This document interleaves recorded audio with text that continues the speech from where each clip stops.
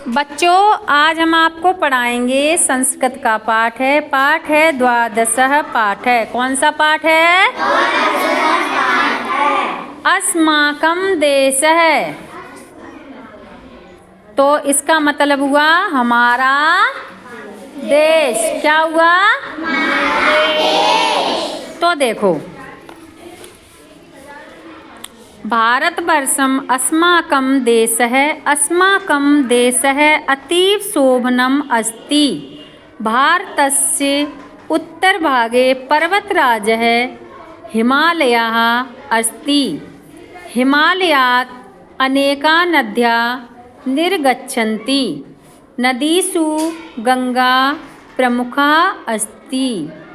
भारतस्य दक्षिणभागे हिन्दमहासागरः अस्ति।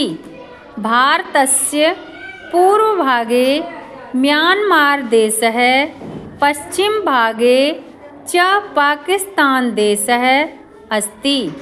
देशे विविधा भाषा धर्मा च सन्ति।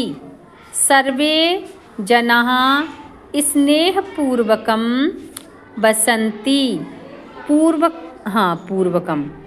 अब देखो, भारतवर्षम अस्माकं देशः। अब मैं इसका हिंदी अनुवाद बताऊंगी, ठीक है? हाँ, तो देखो, भारतवर्ष हमारा देश है।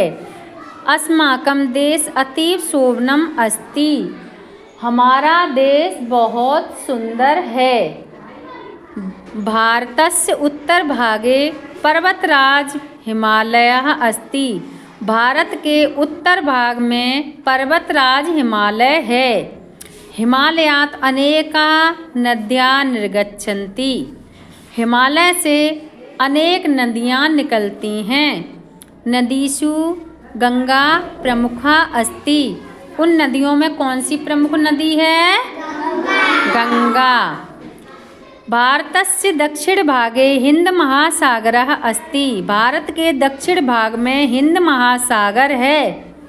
भारतस्य पूर्व भागे म्यांमार देशः, पश्चिम भागे च पाकिस्तान देशः अस्ति। भारत के पूर्व में म्यांमार देश है और पश्चिम में पाकिस्तान देश है। देशे विविधा भाषा धर्मा च सन्ति। देश में अनेक भाषाएं और क्या हैं? धर्म। सर्वे जना स्नेह पूर्वक बसंती। सभी लोग स्नेह पूर्वक रहते हैं। अब देखो, अब इसमें क्या है? शब्दार्थ। शोभनः अभी आया था। शोभनः माने सुंदर, और पर्वत राजा है, पर्वतों का राजा। अतीव बहुत ही, और निर्गच्छन्त निकलती है, और विविधा माने अनेक या बहुत, और सर्वे जना माने सभी लोग। ये हो गया आपके शब्दार्थ। अब देखो, एक पद में ये उत्तर देना है। जैसे यहाँ बताया यथा में भारतवर्ष कीदृशः अस्ति, तो शोभनम क्या है? अब देखो, क्वेश्चन 2 देखो कि भारतस्य दक्षिण भागे किम अस्ति। अब देखो, भारत के दक्षिण में क्या है? क्या है? हिंद महासागर। तो यहाँ लिख देंगे हिंद महासागरः।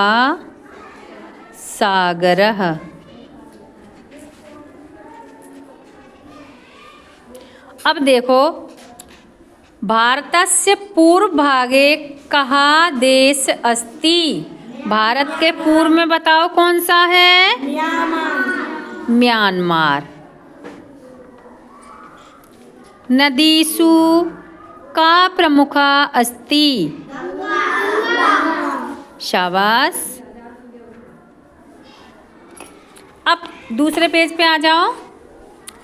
अब देखो, सत्य कथनानां समक्षम आम, असत्य कथनानां समक्ष न इति लिखत। अब इसमें क्या लिखना है? सही के आगे आम और गलत कथन के आगे न। जैसे इसने बताया भारतस्य पश्चिम भागे पाकिस्तान देश अस्ति। भारत के पश्चिम में पाकिस्तान देश है, तो यहाँ इसने लिखा है आम, यानी कि सही है। हाँ, ऐसे ही अब बताओ नंबर का, भारतस्य दक्षिण भागे हिमालयः अस्ति। अच्छा, न। नदीषु गंगा प्रमुखा अस्ति।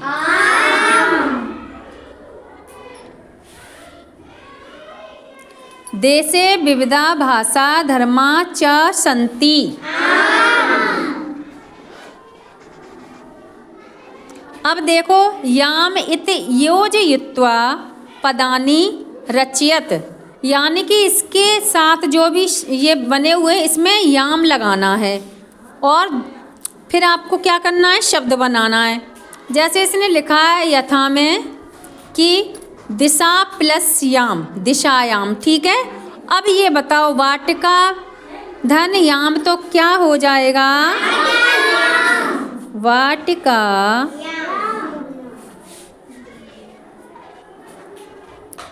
मथुरा धन्याम, मथुरायाम।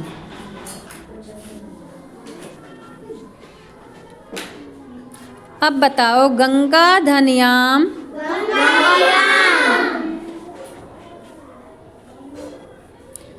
यमुना धन्याम